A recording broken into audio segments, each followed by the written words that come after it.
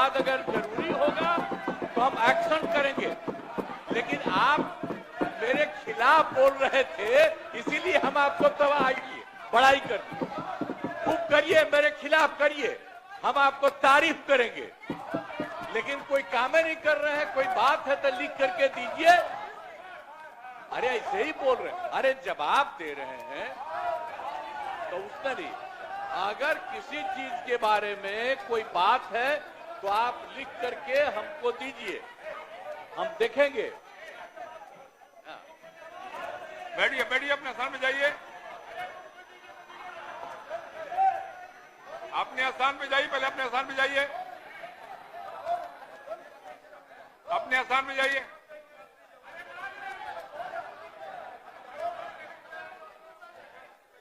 अपने स्थान पे बैठिए, जाके अपने स्थान पे बैठिए, जाइए जाइए, अरे जाइए ना, बैठिए,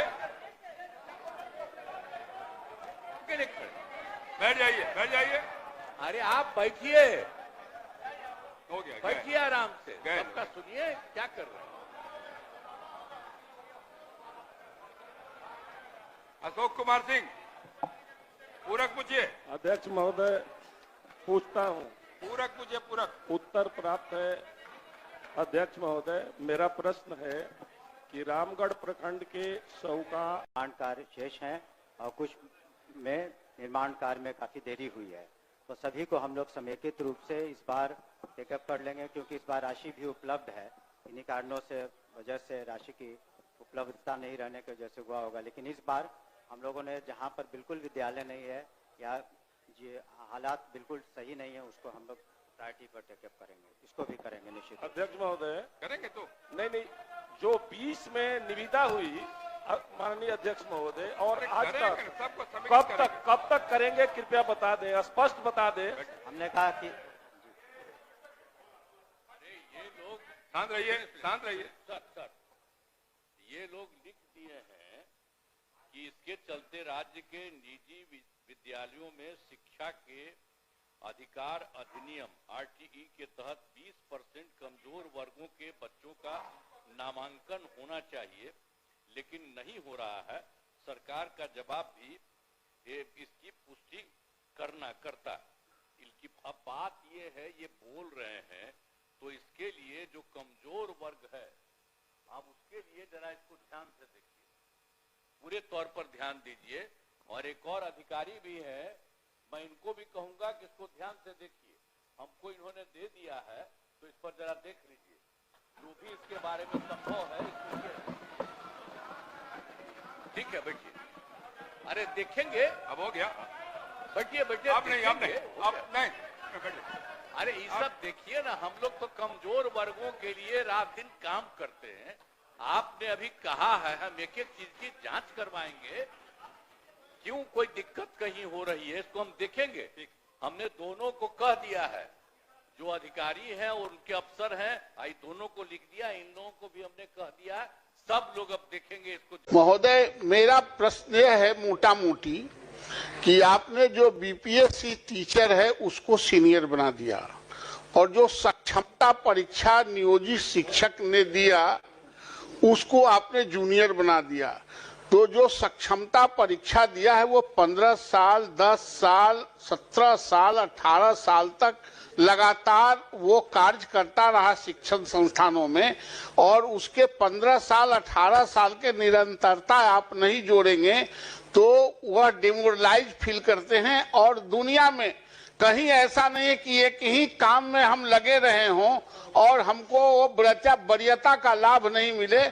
मैं माननीय मंत्री से आग्रह करना चाहता हूं कि जो नियोजित शिक्षक हैं और जो सक्षमता पास किए हैं, उनको उनके सेवा काल का जो जितना वर्ष तक उन्होंने स्कूलों में पढ़ाया है उसको उसमें जोड़ते हुए सीनियर बनाया जाए। सरकार का इस पर क्या कहना है? एक मिनट, पूछिए।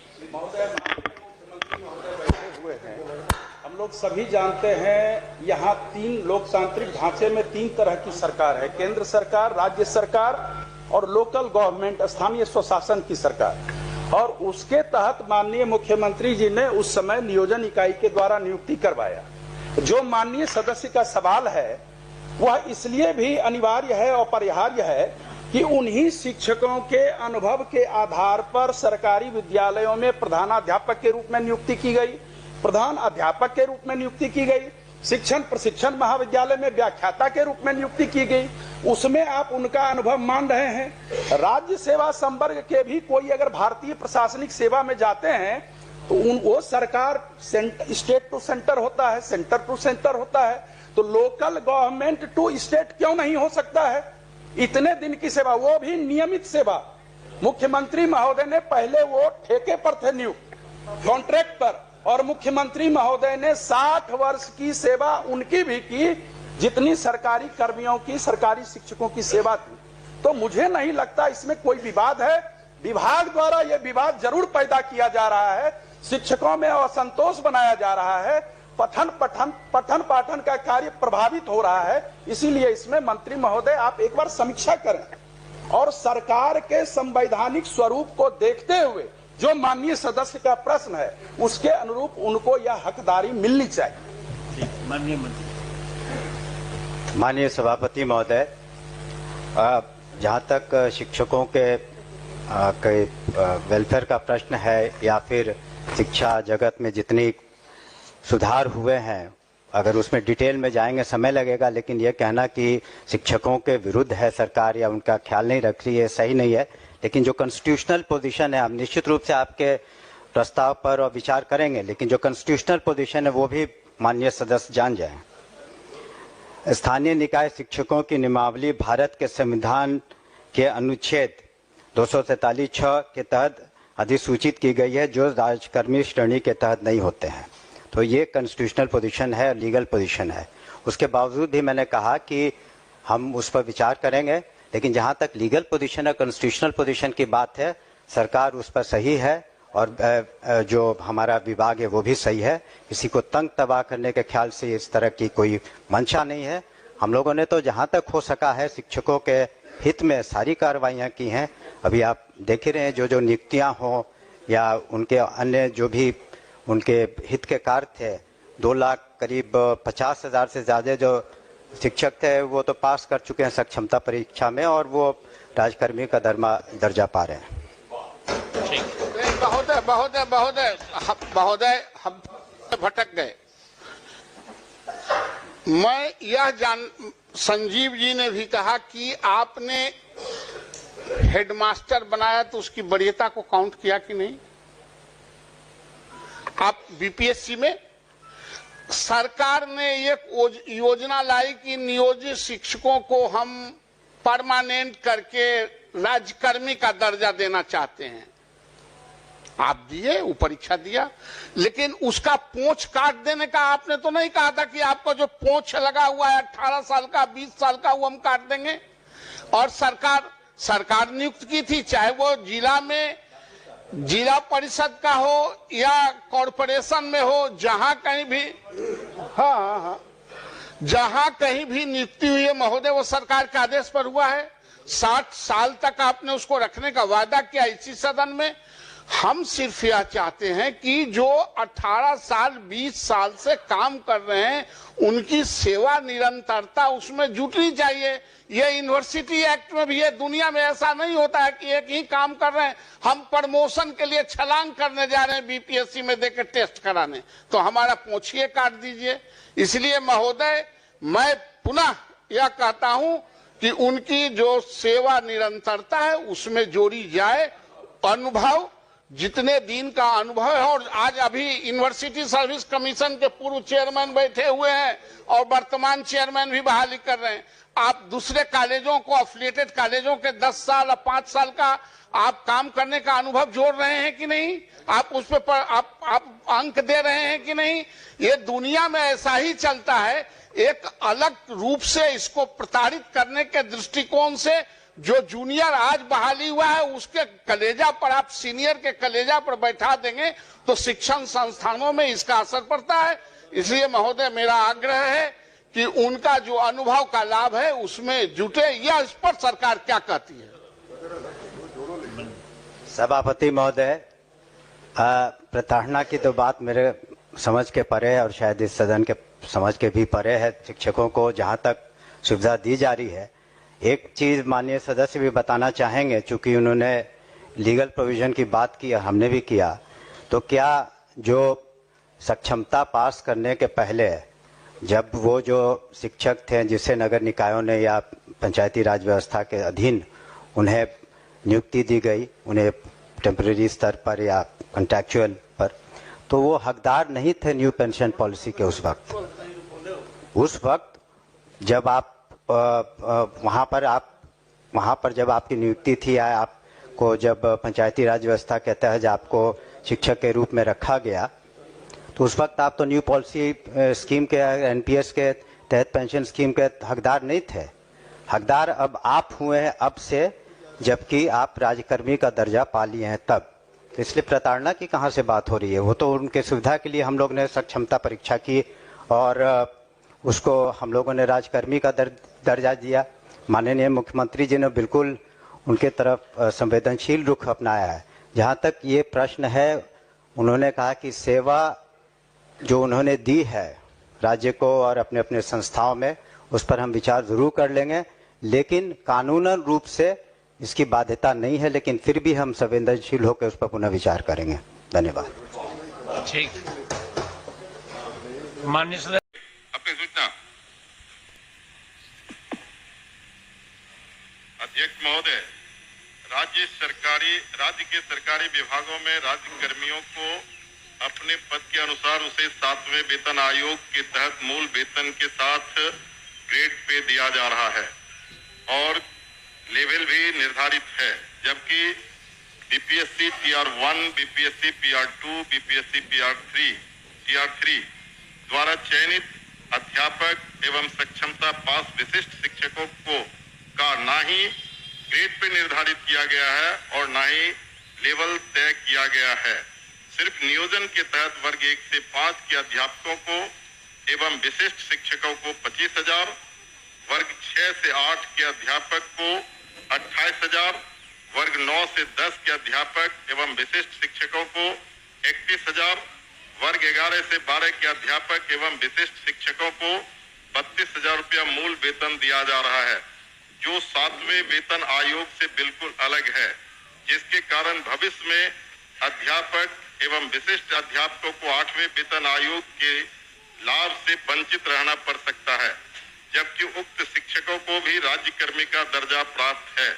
अतः उक्त शिक्षकों के हित में पद के अनुसार शिक्षकों को ग्रेड पे तथा लेवल निर्धारित करने हेतु हम सदन के माध्यम से सरकार का ध्यान आकृष्ट कराते हैं। माननीय मंत्री शिक्षा विभाग।